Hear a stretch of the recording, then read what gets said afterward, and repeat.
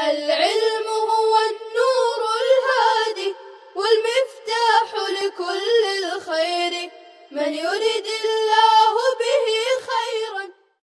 बिस्मिल्लाहिर्रहमानिर्रहीम अल्हम्दुलिल्लाहि रब्बिल आलमीन वस्सलातु वस्सलामु अला रसूलिहिल करीम अम्मा बाद।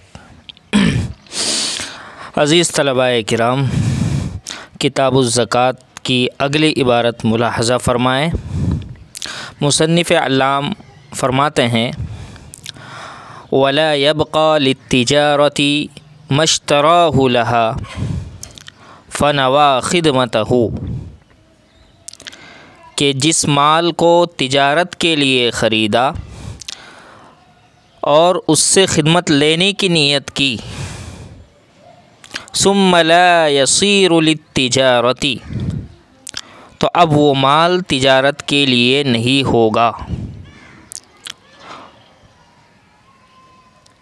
व इन नवाहु लहा मा लम यबिअहु, जब तक उसको फ़रोख्त न कर दे तब तक वो कभी भी तिजारत के लिए न होगा, अगरचे वो तिजारत की नीयत करे। वमश्तराहु लहा कान लहा, इबारत गौर से देखें। वमश्तराहु लहा कान लहा, और जिस माल को तिजारत के लिए ख़रीदा वो तिजारत ही के लिए होगा। वमश्तराहु लहा कान लहा, लहा पहला लहा, इससे मुराद तिजारत है, और कान लहा उससे मुराद भी तिजारत। और जिस माल को तिजारत की नीयत से ख़रीदा, तिजारत के लिए ख़रीदा, कान लहा वो तिजारत के लिए होगा। ला मा वरिसहु व नवालहा, न के वो माल जिसको विरासत में हासिल किया, व नवालहा और तिजारत की नीयत कर ली, यानी माले विरासत में तिजारत की नीयत की। या वमा मलकहु बिहिबतिन, या जिस माल का वो हिबा के तौर पर मालिक बना या मालिक हुआ। औ वसीयतिन, या वसीयत में वो माल उसे मिला। औ निकाहिन, या निकाह में। औ खुलाइन, या खुला में। औ सुलहिन अन क़वदिन, या क़िसास की सुलह में उसे वो माल हासिल हुआ। व नवाहु लहा, और उसने उसमें तिजारत की नीयत कर ली। कान लहा इंद अबी यूसुफ़ा, कान लहा इंद अबी यूसुफ़ा, तो इमाम अबू यूसुफ़ रहमतुल्लाहि अलैहि के नज़दीक वो माल तिजारत के लिए ही होगा। ला इंदा मुहम्मदिन रहमहुल्लाह, इमाम मुहम्मद रहमतुल्लाह अलैहि के नज़दीक नहीं, यानी उनके नज़दीक वो माल तिजारत के लिए नहीं होगा। वकीला, और एक कौल ये भी है, अल खिलाफ़ु अला अक्सिही, यानी खिलाफ़ इसके बरअक्स हैं। फल हासिलु, बस खुलासा और मा हसल ये है, अन्नमा अदल हजरैनी, कि सोना चांदी, हजरैन से मुराद सोना और चांदी, के सोना और चांदी, वस्सवाइमी, और सवाइम यानी चरने वाले जानवर, इनके अलावा सोना चांदी और चरने वाले जानवर, इन दोनों के अलावा माल में तजिबु, इन्नमा तजिबु फ़ीहि ज़कातु, तिजारत की नीयत से ज़कात वाजिब होगी।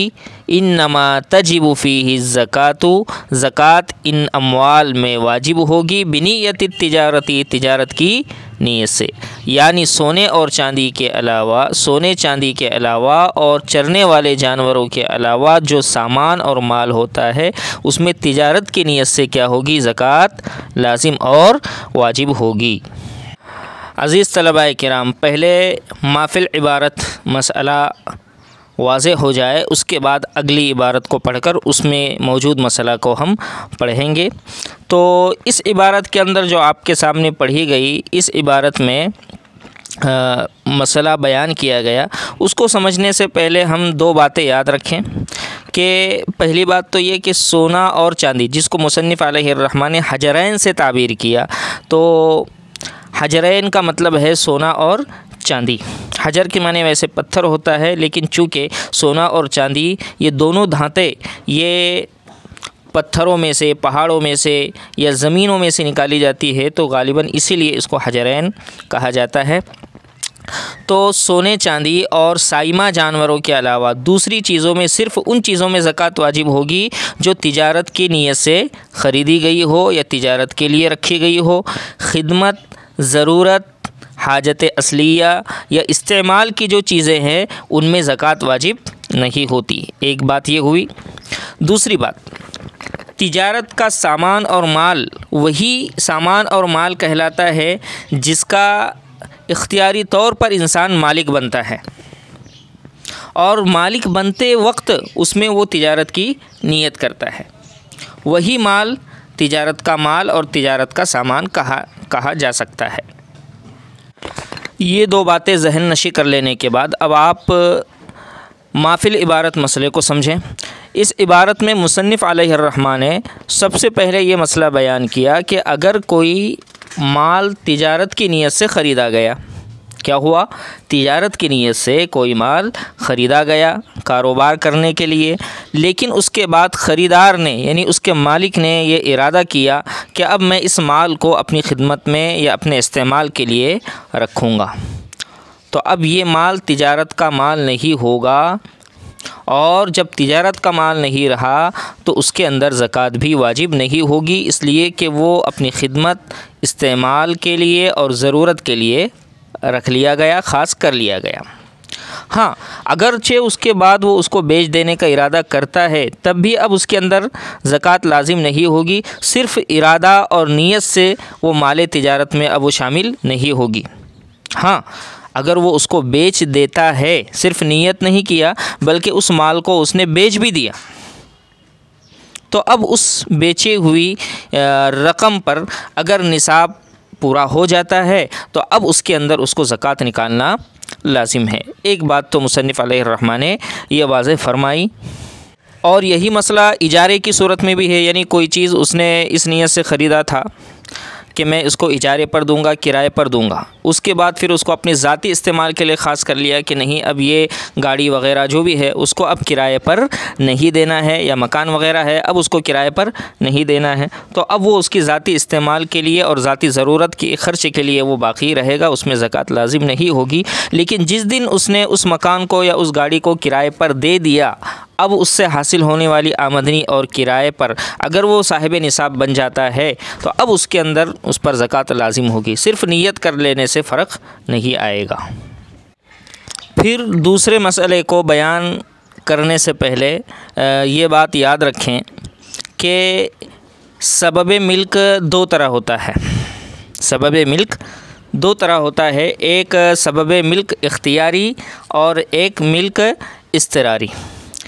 मिल्क इख्तियारी का मतलब ये होता है कि आदमी ईजाब व कबूल करे, और ईजाब व कबूल करने के बाद कोई अक़्द हो और उसके नतीजे में उसके पास कोई माल आए, जैसे ख़रीदना, किसी चीज़ को ख़रीदने की वजह से इंसान की मिल्कियत में माल आता है, तो ये मिल्क इख्तियारी है। इसी तरह से कबूल हदिया, किसी शख्स ने गिफ्ट किया, हदिया किया और सामने वाले ने उसको कबूल कर लिया, तो ये भी क्या है, हदिये का कबूल कर लेना, ये भी अपनी मिल्कियत में किसी चीज़ को इख्तियारी तौर पर ले लेना है। ऐसे ही वसीयत, किसी शख्स ने वसीयत की थी कि फ़लाँ को इतना माल दे दिया जाए और उसने उस वसीयत को कबूल कर लिया, तो ये भी मिल्क इख्तियारी है। ऐसे ही सदका किसी को दिया गया और सामने वाले ने सदक़े को कबूल कर लिया, ये भी मिल्क इख्तियारी है। इसी तरह से ज़ौजैन के माबैन यानी मियाँ बीवी के दरमियान खुला की नौबत आई और खुला हुआ तो खुला के बदले में मर्द को, खुला का मतलब तलाक़ बिलमाल, तो माल जो उसे हासिल हुआ खुला के बदले, खुला के इवज़, तो इस पर भी गोया कि इख्तियारी मिल्क है। इसी तरह सुलह, किसास वग़ैरह के बदले सुलह हुई किसी माल पर और वो माल उसने कबूल कर लिया, उसको अपनी मिल्कियत में ले लिया, तो ये मिल्कियत इख्तियारिया है। अब रही बात मिल्क इस्तिरारी, तो मिल्क इस्तिरारी का मतलब क्या होता है, यानी जिस मिल्क में बंदे का इख्तियार नहीं होता। कैसे? जैसे विरासत। अब मरने वाला मर गया, अपने पीछे प्रॉपर्टी और जायदाद छोड़ कर गया, तो अब उसके जो वारिसीन होते हैं ज़िंदा, वो अगर चाहें न चाहें तो भी वो उस विरासत में हक़दार होते हैं। ये अलग बात है कि उनमें से कोई वारिस उस विरासत के माल को कबूल न करे या न ले, वो उसकी अपनी मर्ज़ी, लेकिन विरासत का माल उसे गैर इख्तियारी तौर पर मिला, इस्तिरारी तौर पर मिला, इसलिए कि मोरिस मरा तो वो उसका वारिस हो गया, अगरचे उसने उस विरासत को कबूल न किया हो। अब ये बात समझ गए, तो अब अगली बात समझे कि इबारत के अंदर ये जो कहा गया कि सबबे मिल्क के पाए जाने के वक्त नीयत तिजारत ज़रूरी है, यानी जिस वक्त इंसान की मिल्कियत में कोई माल और सामान आ रहा है तो उसी वक्त तिजारत की नीयत ज़रूरी है। तो ये जो वहाँ पर सबबे मिल्क को बयान किया गया, तो इस सबबे मिल्क से क्या मुराद है, इख्तियारी या इस्तिरारी? तो इसी की तरफ मुसन्निफ़ अलैहिर्रहमान ने इशारा किया कि सबबे मिल्क का इख्तियारी होना मुराद है। और अइम्मा अहनाफ, फ़ुक़हा अहनाफ भी इस बात पर मुत्तफ़िक़ है कि सिर्फ़ सबब इख्तियारी यानी सबब मिल्क इख्तियारी होना ही यहाँ पर मुराद है।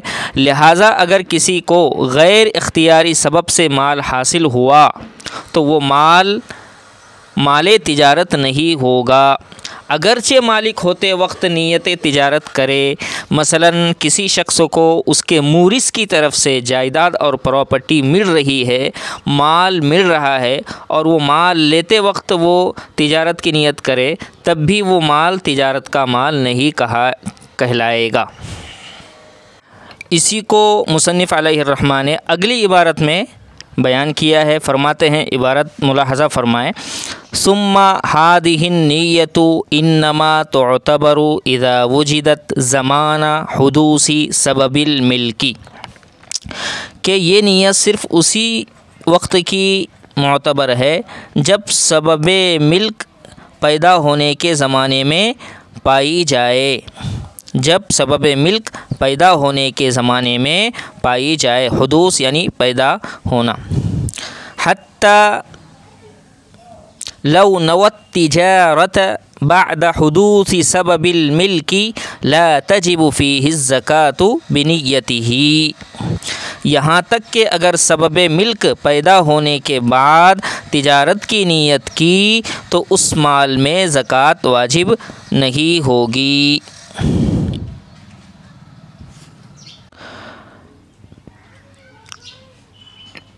वहादा माना कौलिही सुम्मा ला यसीरु लित्तिजारती व इन्नवाहु लहा, और मतन में मौजूद इबारत ला यसीरु लित्तिजारती व इन्नवाहु लहा के यही माना और यही मतलब है।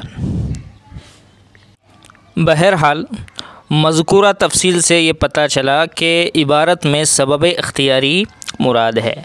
फिर इसी इबारत के अंदर ये इख्तिलाफ़ ज़िक्र किया गया कि सबब इख्तियारी से कोई ख़ास क़िस्म मुराद है या आम। तो इस बारे में इमाम मोहम्मद रहमतुल्लाह अलैह के यहाँ पर ख़ास तौर से शिरा मुराद है यानी ख़रीदना, जबकि इमाम अबू यूसुफ़ रहमतुल्लाह अलैह के यहाँ पर ये आम है।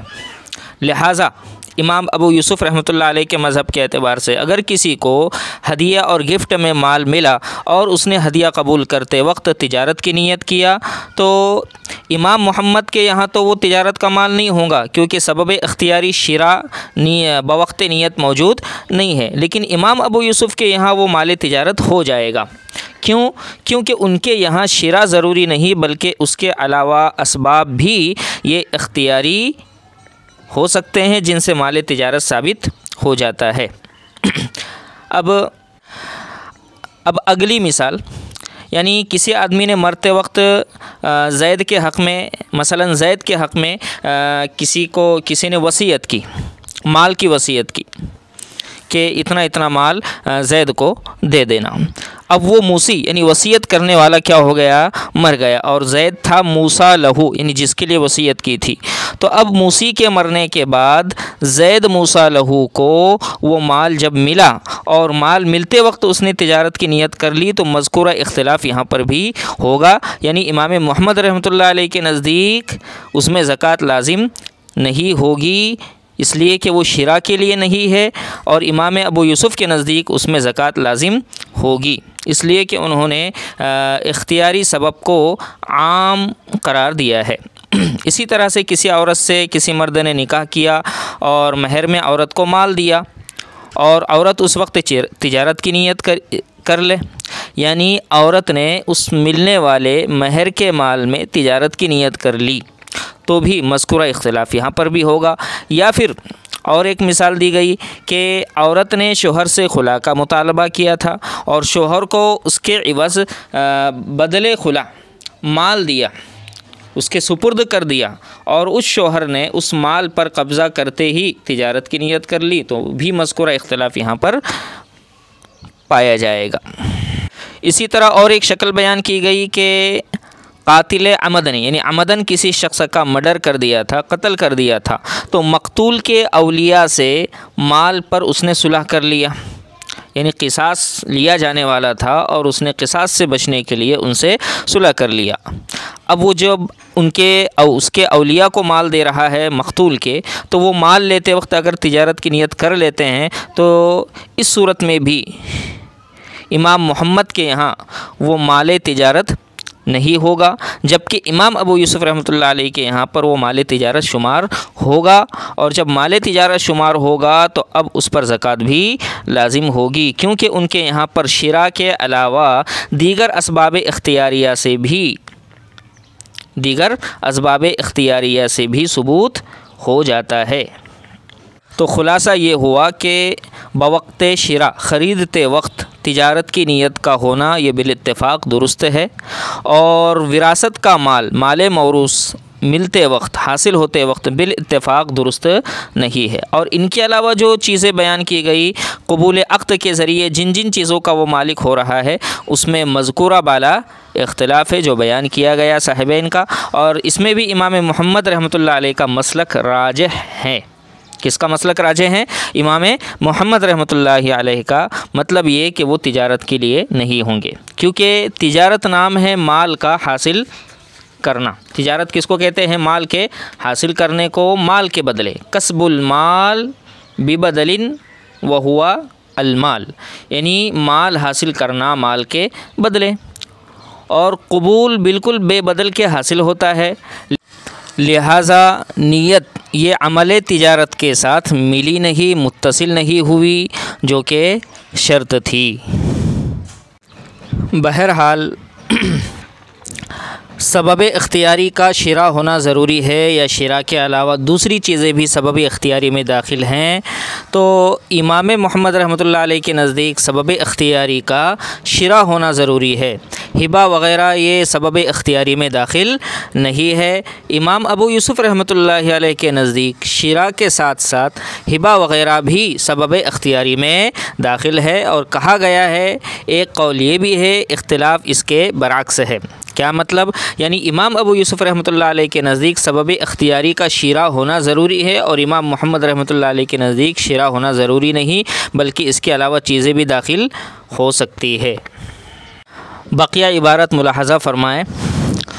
सुम्मा ला बुद्द अन यकून सबबल मिल्की सबबन इख्तियारियन, फिर ये बात भी ज़रूरी है कि सबब मिल्क इख्तियारी हो।